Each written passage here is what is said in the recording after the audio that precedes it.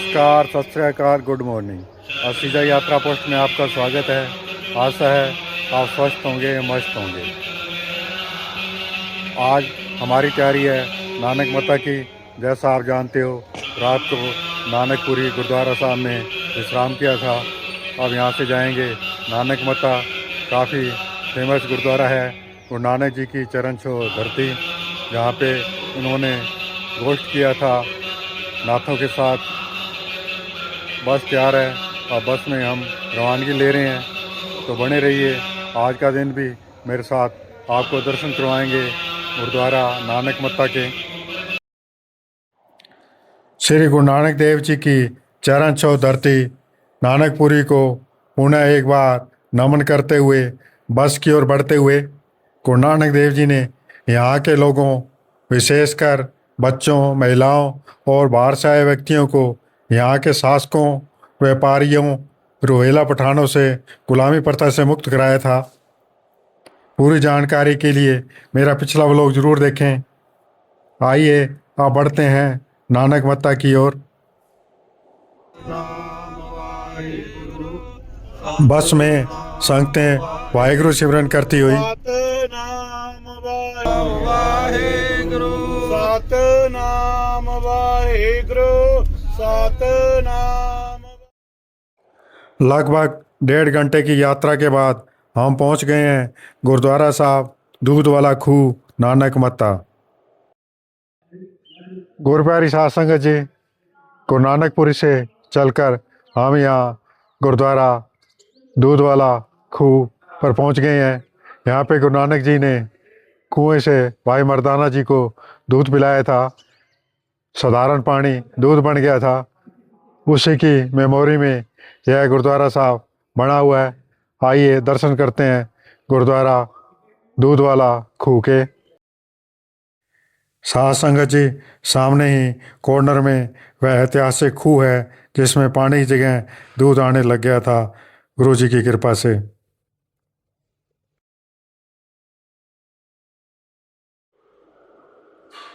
यहाँ पर लिखे इतिहास अनुसार गुरु नानक देव जी जब गोरखमत्ता नानक मत्ता आए तो भाई मर्दाना को कड़वा देकर सिद्धों के पास दूध लेने के लिए भेजा। तब सिद्धों ने दूध देने से मना कर दिया और यह कहा कि तुम्हारे गुरुजी समर्थ हैं तो हमसे दूध क्यों मांगते हो। तब गुरुजी के कहने पे भाई मर्दाना जी इस कुएं पे आए और यहाँ जो कुआं था वह दूध से लबालब था। यहाँ से दूध लेके गए, सिद्धों को भी पिलाया और खुद भी छका। गुरुजी की कृपा से पानी वाला खूह दूध वाला खूह बन गया था। इसी घटना से यह काफ़ी फेमस गुरुद्वारा साहब है। आइए दर्शन करते हैं खूह वाला गुरुद्वारा साहब नानक मत्ता के।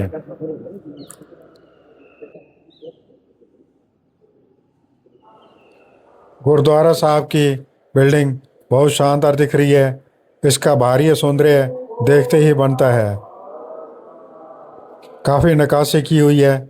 अंदर के गुरुद्वारा साहब में तो और भी जान डाली हुई है। यहाँ पे ग्लास वर्क बहुत ही सुंदर तरीके से किया हुआ है।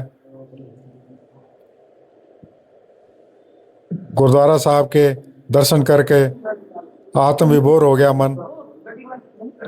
संगतें माथा टेकती हुई। ग्लास वर्क बहुत ही खूबसूरती से किया हुआ है। काफ़ी मीनाकारी की हुई है। बारीक काम काफ़ी अच्छा है, आप स्वयं देख सकते हो।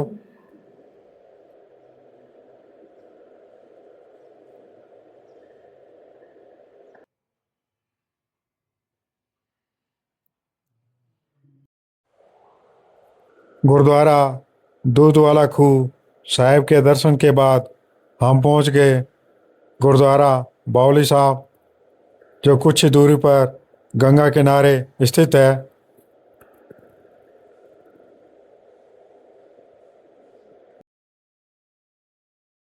साध संगत जी, इस समय हम हैं गुरुद्वारा बावली साहब।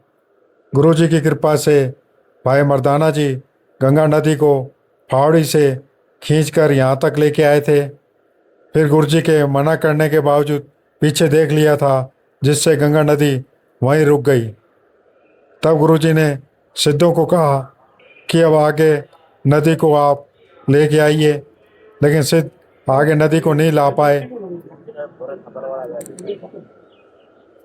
उसी महत्व को दर्शाता यह गुरुद्वारा साहब या बावली साहब यहाँ बनी हुई है।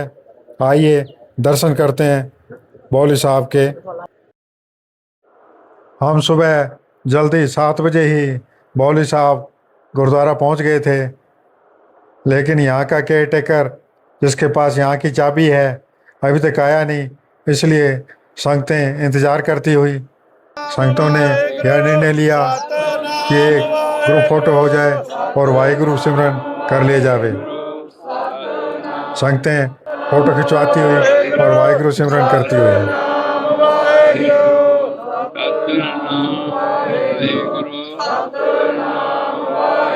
सतनाम वाहेगुरु सतनाम वाहेगुरु सतनाम वाहेगुरु सतनाम वाहेगुरु।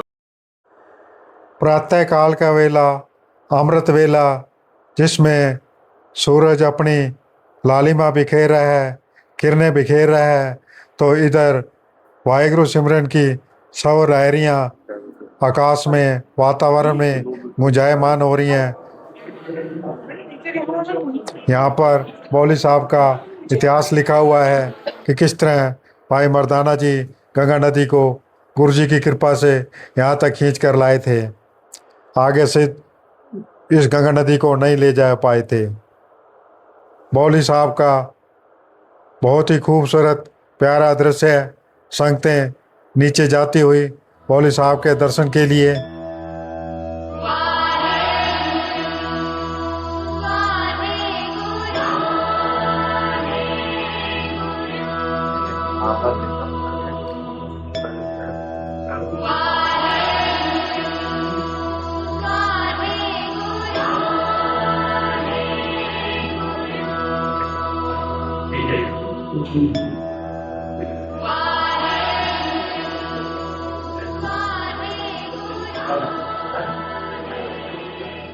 बावली साहब के दर्शन के बाद संगतें वापस ऊपर जाती हुई। सूर्य अपनी सुनहरी किरणें बिखेरता हुआ, यह किरणें बावली साहब के ऊपर भी पड़ रही हैं, जो कि बहुत ही सुंदर दृश्य उत्पन्न हो रहा है। शांत प्राकृतिक वातावरण, ठंडी ठंडी हवा बह रही है। आध्यात्मिक अनुभूति का एहसास हो रहा है।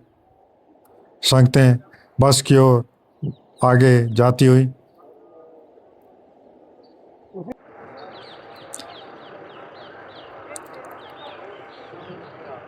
अब हम दर्शन करेंगे गुरुद्वारा भंडारा साहब के।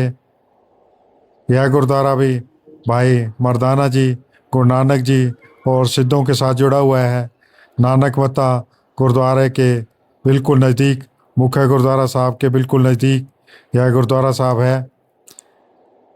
रास्ते में आम के पेड़ लगे हुए हैं, काफ़ी हरियाली है।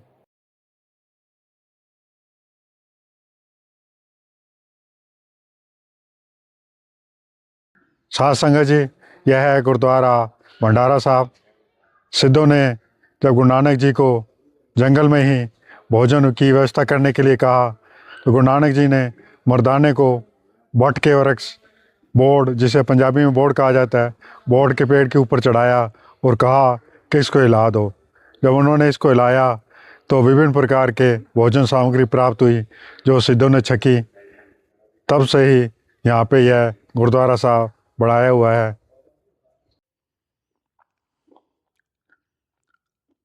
साध संगत जी, यह है गुरुद्वारा भंडारा साहब। इससे पहले अपने दर्शन किए गुरुद्वारा बावली साहब और दूध वाला खूह के। अब अपने दर्शन करेंगे मुख्य गुरुद्वारा नानक मता साहब के, जो सामने दिख रहा है।